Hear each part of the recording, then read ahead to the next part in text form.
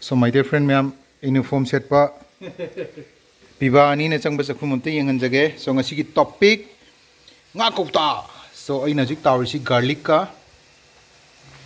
khoi gi chanam ga onion ga ni aduga next step sina asi hapsal laduini tomato si step number 2 da so hajik tomato chopping tawre dum thada jare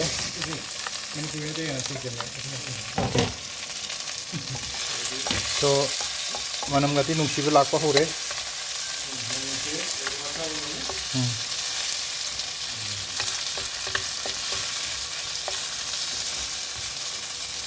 so akhoi na ji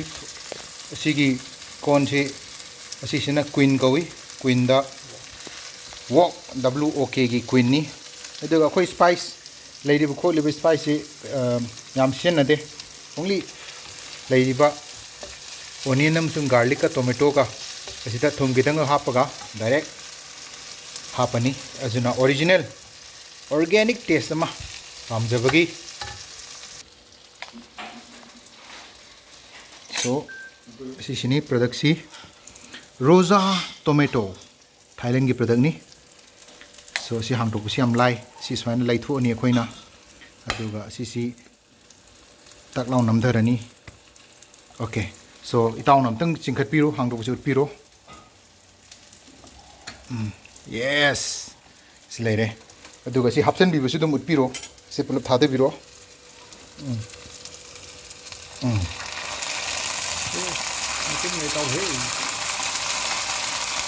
yes aduga amtang utpiro dum amtang utpiro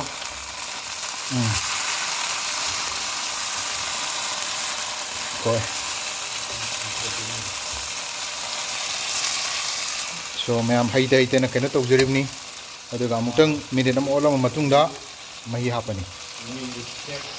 so mayam asana asiji tengthok sere adu ising hape adu tengtho matungda sina mahi hape so sina last part ni se minute am khak stir tawraga dum loire so machu hena fajana ba hena clear oina ba 4k da number mak manna ba amtang okay si minute am khak tang koi amdang boil to hanjarage aduga dum yares so si pure mackerel kokta macha sida pulap na nga ani gi fibam ni yaw ji tangkhai mari ni okay adum thaje view brand ji original oraga di volume size quality loi fangi so originality is must so si loire koi gi serve to bu charage so last ki khoin loishalapagi photo so ma'am yingbiu hawbiu aduga piba singna su sakhum changba yai piba bu su sakhum changbagi opportunity du pibiu thank you all